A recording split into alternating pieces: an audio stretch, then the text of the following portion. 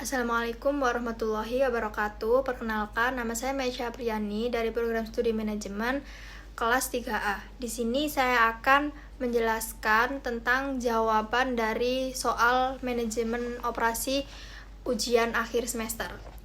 Untuk yang nomor 1, sasaran penjadwalan adalah memaksimalkan jumlah job atau proses yang dilayani per satu interval atau waktu dalam pelaksanaan proyek. Terdapat 3 dimensi, yaitu constraint yang harus dikendalikan trade-off dengan baik dan optimal.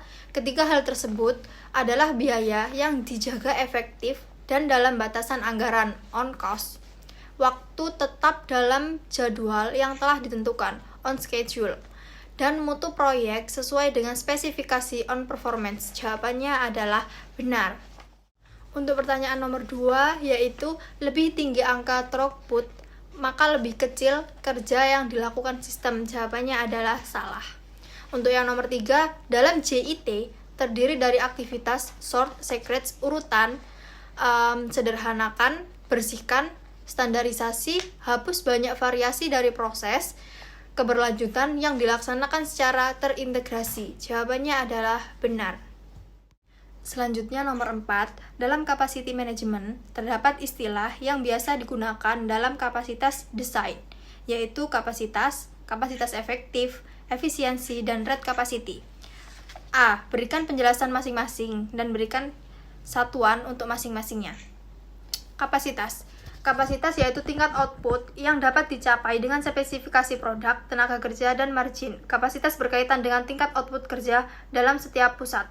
Kapasitas efektif yaitu kapasitas yang diperkirakan dapat dicapai oleh sebuah perusahaan dengan keterbatasan operasi yang ada sekarang.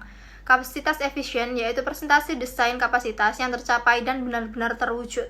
Rate capacity yaitu tingkat keluaran persatuan yang menunjukkan bahwa fasilitas secara teorik mempunyai kemampuan untuk memproduksi. Untuk selanjutnya yang B yaitu berapa rate capacity pabrik semen Gresik sampai Tuban. Rate capacity sama dengan kapasitas dikali utilitas dikali efisien, yaitu 4 lini dikali 11 bulan per tahun dikali 10.000 ton per hari dikali 95% dikali 100%. 440.000 dikali 0,095 dikali 1 hasilnya sama dengan 418.000 unit semen per hari. Untuk pertanyaan nomor 5 yaitu dalam industri besar terdapat 5 kualitas yang harus dikendalikan agar perusahaan berjalan dengan baik dan memenuhi aspek GCG. Sebutkan 5 aspek kualitas tersebut dan berikan penjelasan masing-masingnya.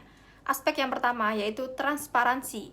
Perusahaan harus menyediakan informasi yang relevan serta mudah diakses dan oleh stakeholder, termasuk hal-hal penting untuk pengambilan keputusan oleh pemegang saham, kreditur, dan pemangku kepentingan lainnya. Kedua, ada akuntabilitas, yaitu perusahaan harus dapat mempertanggungjawabkan kinerja secara transparan dan wajar. Selanjutnya ada tanggung jawab. Perusahaan harus mematuhi peraturan undang-undang serta menjalankan tanggung jawab masyarakat dan lingkungan untuk mendukung kesinambungan usaha jangka panjang sekaligus mendapat pengakuan sebagai good corporate citizen. Selanjutnya ada independensi, yaitu perusahaan harus dikelola secara independen sehingga masing-masing organ perusahaan tidak saling mendominasi dan tidak pula diinterferensi oleh pihak lain. Yang terakhir ada kewajaran dan kesetaraan. Dalam melaksanakan kegiatannya, perusahaan harus memperhatikan kepentingan pemegang saham dan stakeholder lain berdasarkan asas kewajaran dan kesetaraan. Nomor 6. A. Dalam upaya peningkatan produktivitas dan efisiensi, ada maksimal dan batasan. Dalam kondisi saat ini, semua bisnis yang sedang berada dalam kondisi bertahan, survive, di mana perlu penyesuaian internal, perusahaan harus menganalisis mana hal yang mendesak atau dibeli, dan mana hal yang bisa ditunda agar perusahaan tetap berjalan secara produktif. B. Perusahaan perlu beradaptasi dan memimpin perubahan karena perusahaan harus dapat mempertahankan eksistensinya. Karena pada masa pasca COVID, dalam kondisi ini perusahaan bahkan negara akan terdampak. Maka untuk mempertahankan perusahaan harus dapat beradaptasi dan melakukan perubahan.